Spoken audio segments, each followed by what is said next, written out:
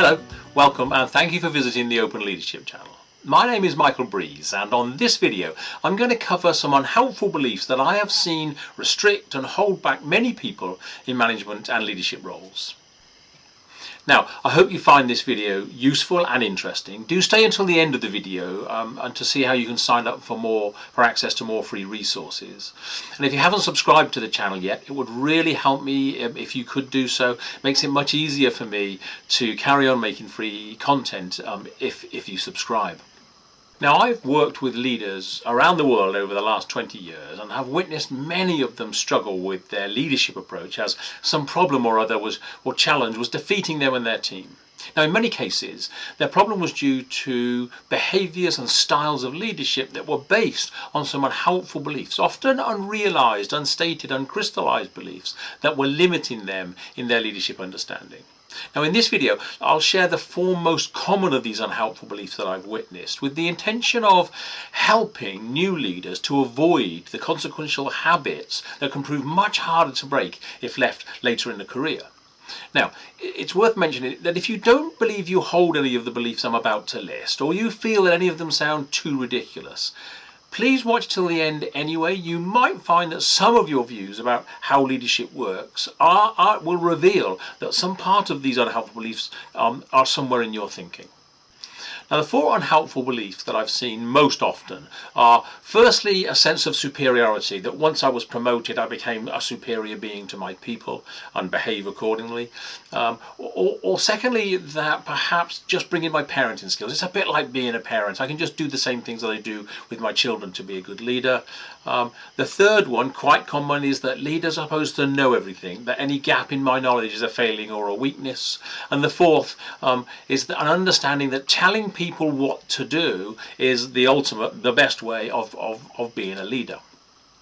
Let's talk first of all about the superiority leadership style. As a leader, I am superior to my people. Now, this might sound like a crazy belief to hold, and to be fair, it's one that very few leaders would state out loud.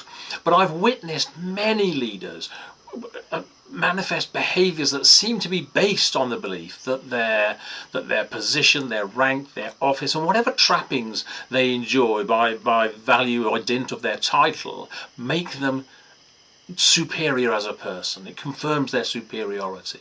Some of the behaviours that give away this belief are things like talking over junior staff, disregarding junior staff's points of view, being genuinely shocked and amazed when junior staff disagree with them or challenge their words or their decisions. You might hear these leaders say things like, who does he think he is, or how dare she? Again, manifesting this sense of who are they to challenge me as the superior person. Now, I'm sure that you've seen some of these sorts of behaviours from leaders, and in organisations where this is tolerated or it becomes the norm, it can lead to a culture of privilege where rank and hierarchy are the big issues rather than delivering value to the organisation. And the consequences of these beliefs are seriously limiting to a team or an organisation. Leaders become distant and lacking in understanding of their own organisation. Problems can grow to a crisis point before the senior staff are even aware that they exist. Team members are turned off and disengaged. The good people, the really capable people, often leave to find jobs where they feel more acknowledged and valued. And maybe worst of all, the politically minded staff members, team members, will figure out how to manipulate this culture and get their promotions and prosper in the business regardless of ability or results. So kowtow and comply wins out over think for yourself and contribute value to the organisation. One thing's for sure, that the superior leader will never get the full potential from any group or team that they're leading. The second unhelpful leadership belief is that leadership is like being a parent. Now, in some ways, this is the benevolent version of the superior leader. This leader genuinely wants to help and support their teams and may largely be far less status-oriented than the superior leader. But they still tend to assume that they know what's best for everyone and that probably they don't feel much need to consult their people on decisions or plans. And this approach to leadership is often part of an overconfident personality, someone who rarely doubts their own knowledge, understanding of the situation, their ability to judge the right actions. they interpret perhaps their opinions as the only sensible point of view, or maybe even they view their opinion as the facts.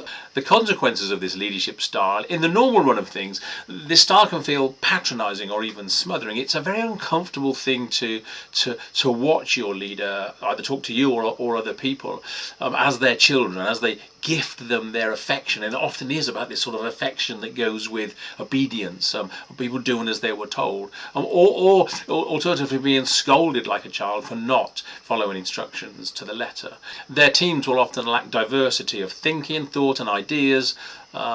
Now, to a large degree, all of this might suit the leader until the team hits difficult times when new thinking and creativity is required. Now, I've witnessed this sort of leader turn into a full-blown bully as the over-controlled children, team members, start to push back and challenge the leader as they see things falling apart. And this parental style of leader feels outraged and affronted and gets the sense of ingratitude from people who they've mothered, fathered, parented, but are now pushing back on them as things get difficult. And as I say, this can be a very ugly place to be as a team during those times. The third leadership belief that I wanted to talk about is that the leader is supposed to know everything. Now, this is very common, but always very hidden in people's minds. I know that nobody would say this out loud as a belief. It sounds crazy in your head before you actually say, I'm supposed to know everything in the world. But I've seen so many leaders behave in certain situations as though they believe that this is true, regardless of the madness of it. I think it betrays a sort of underlying belief that if they're asked a question that they don't know the answer to in front of their team and their people, they're weakened. They failed as a leader in front of their people. They mustn't appear ignorant or uninformed. It's a very common driver for people. And the idea that one of their people actually knows something they don't about a situation or a circumstance that they feel they should know the most about is genuinely terrifying to this sort of leader. Consequently, in situations where they don't know the answer and they're on the spot, this leader can be given to bluffing or pretending. One example, and it's one of many examples, I once watched a regional director of one of the UK's largest retailers bluff his way past a question during in a store visit. There was maybe 6 or 7 people in this group that he was talking with, and I don't think any of them missed the fact that he didn't know the answer. It was a very uncomfortable thing to observe, and later in a coaching session that I ran with him, he ultimately came to see that, and he also came to see that in his efforts to look like he knew everything, he looked like he didn't know, because people rarely miss the fact that you're bluffing, but he also looked like he was too weak to actually just say that out loud and accept the fact that it's something he needed to find out about. The fourth unhelpful belief that I wanted to cover was the best way to help your people is to tell them what to do. This is connected with the knowing everything belief, and it's by far the most common of all the beliefs that we're discussing here, and possibly the most deep-seated of them as well. In fact, many leaders that I've coached and worked with have held firmly to this belief that it was not just true, but in fact it was obvious and it was common sense, and what did I think I was doing by saying anything different? If my people don't know the answer, what do? I tell them. Why wouldn't I? Or if I'm not here, I've actually had a leader say to me, well, if I'm not here to tell them what to do, what am I here for? And this may all sound like common sense to you as well, because it is a common set of beliefs about leadership. But the problem is, there's a major problem here, and the problem is that if you keep telling your people the answer to any given problem or situation, how are they ever going to learn to figure out problems for themselves? Now, you may have heard the ancient quote, frequently attributed to Confucius: give a man a fish and you'll feed him for a day, teach him to fish and you feed him for a lifetime. Now, the same principle applies to helping people solve problems. You can tell someone the answer to a specific problem as they face it, and they may well then address the problem and successfully get past it. But if you teach them how to solve problems by a practical, reusable, repeatable method, then they can repeat that and they'll be able to solve any problem that comes along. As a footnote to this belief also assumes that the leader knows a better answer anyway, or a better plan of action, than the people who are facing the customers and working with the business processes in a way that the leader doesn't do anymore, and that you can come up with a better solution than they might come up with. In my experience, that ain't necessarily so. In fact, that point is at the heart of the problem with all of these unhelpful beliefs. Each of these beliefs contribute to a closed approach to leadership. Leaders who allow any of these beliefs to influence them close their minds to input and offering some other opinions from other people. They close themselves off to challenge when they should be listening. They close their people off to the growth and development opportunities of being listened to and helping them to solve their own problems. They close their organisation off from knowledge and creativity of team members. They close themselves off from the world outside and from the learning that comes with it. And perhaps most damagingly, they close their world view down to one that misses most of the joys of working with people as a leader. And it's these closed leadership practices that have led me to create the open leadership approach, which it seeks to show leaders how to open all of these channels to growth, creativity, greater value, as well as all of the joy that comes with these channels. And that's what I'm giving away free on this open leadership channel.